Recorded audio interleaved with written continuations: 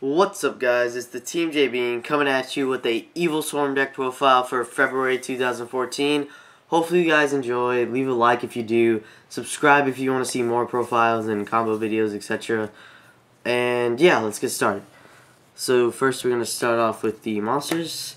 One Rescue Rabbit. This is the best card in the deck. I feel like if you open with it, you're going to win the match no matter what. So Rescue Rabbit's really good. One Dark Arm Dragon. This is preference. I know some Evilswarm players don't like it because they want the most consistent build possible. But I feel like this deck needs more win more cards, and I feel like this card is live too often to not play it. So I decided to run the one Dark Arm. Now let's get into the Evilswarm cards. We have 3 Heliotrope. This card evades Fiendish Chain, so it's really good. And yeah, so make sure you remember that because a lot of players I see try to finish this, but this card gets around it. 3 Caster, this heart and soul of the deck, honestly. Helps you go into Ophion easily. 3 Kirkion, this is what keeps the deck going whenever they get rid of your Ophion. Only 2 Evilswarm Mandragora, just for the sole fact that I am running Upstart Goblin, so I feel like you see your monsters a lot more often. So I feel like 2 Mandragoras is the optimal amounts. Then we have 2 Evilswarm Thunderbird. This is the optimal amount again, just like Mandragora, just because the fact that this card clogs your hand and you see your monster so often with the Upstart Goblins that 2 is perfect amount. And this card's really good this format because it gets around all the back row.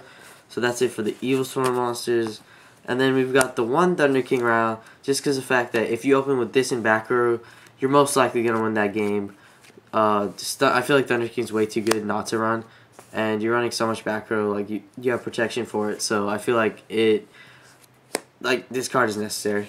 Then we have the almost mandatory 2 Effect Veiler. Just because of the fact that Bear is relevant this format, you have to run this card. And also, I play these cards over the Forbidden Dress because Forbidden Dress was only good in the Evilswarm deck because Blaster. Whenever the Blaster Pop was just so relevant, like you had to run the dress for the Blaster Pop. But now I feel like Bear is like essentially the Blaster Pop of this format. So this card stops Bear and it stops a whole bunch of other stuff like Wolf Bark. So that's why I feel like this card should be ran over the dress if you're running Evilswarms. So 2 Effect Value. That's it for the monsters. 18 monsters. 3 now onto the spells. 3 Infestation Pandemic. I feel like it's necessary because you need your Excite Knight to go off whenever you're trying to make a big push, and this card is just too good to run at 2. So I feel like 3 is necessary. 3 MST. Unfortunately, you have to run at this format. The 3 Upstart Goblins just to speed the deck up. You get to see more of your power cards, and 37 cards better than 40. 3 Patrick Hoban's too good. And then we've got the 1 Reinforcement of the Army, 1 Dark Hole, and 1 Book of Moon staples in this deck.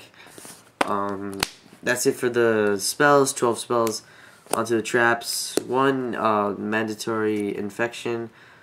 3 Fiendish Chains, just best trap of the format, to be honest. 1 Torrential Tribute, 1 Solemn Warning, excuse me.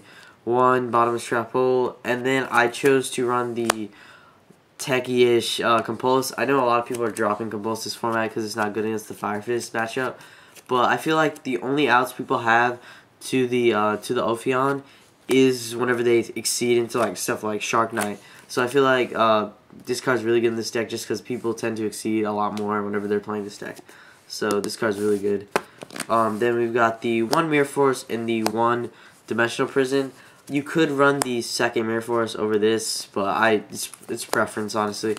And then the 1 Deep Prison, this card's so good because the Mermails have seen a really big uprising ever since Patrick Hoban won the 2 events that he topped the events and then he won the events. So this card's really good against Abyssland because their only out to Ophion is attacking with the Abyssland, or that's their main outs. So you just stop that play right in his tracks, right when they try to do it. That's it for the traps. 10 traps onto the extra deck. 3 Evilswarm Ophion, best card in the deck. 1 Excite Knight. I probably would run 2 if I had to, but I don't feel like the situation comes up often enough to where I need to drop another $80. 1 Bahamut, and 1's all you need. 1 Ouroboros. This card's really good because it can be protected in this deck with the infection. Or pandemic, sorry. 1 Thanatos, really good in the Fire Fist matchup. Avoids the bear pop. The 1 Shark Knight. This card's so good. I love it. The 1 Maestro, I probably would run the 2nd Shark Knight if I had it.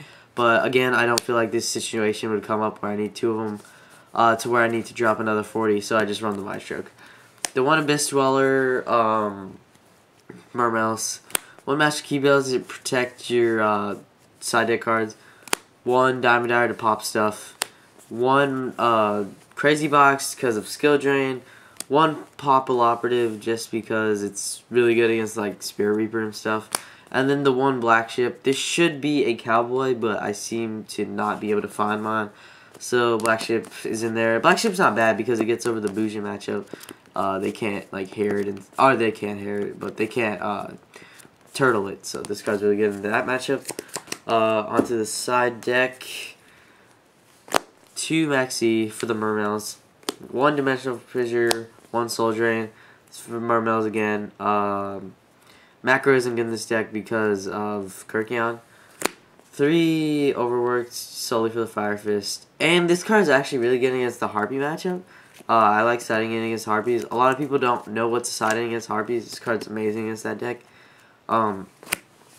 3 DNA Surgery, good against Bougians, good against Spellbooks, and it's also good against geargiakarakuri. But you have a really good matchup against that deck just because of 1 card I'll show you coming up next. 2 Death Tornado, I feel like this 1-for-1 removal is necessary in this format, so everyone has to run it.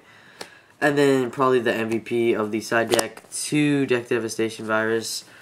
This card hits every single monster in the geargiakarakuri matchup, so if you successfully get this off, that's an auto win matchup if they don't have an already established field.